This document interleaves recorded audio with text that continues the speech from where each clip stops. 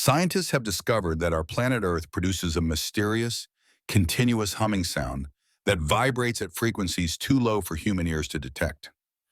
This persistent phenomenon, detected by sensitive seismometers worldwide, produces vibrations at frequencies between 2.9 and 4.5 millihertz.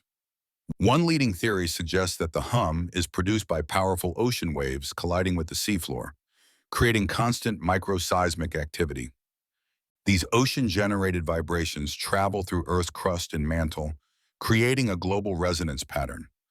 Another theory proposes that atmospheric pressure variations and global wind patterns contribute to this planetary song. The hum's intensity varies throughout the year, becoming stronger during northern hemisphere winters when ocean storms are more frequent. This global phenomenon is measured by a network of over 500 seismic stations that continuously monitor Earth's vibrations.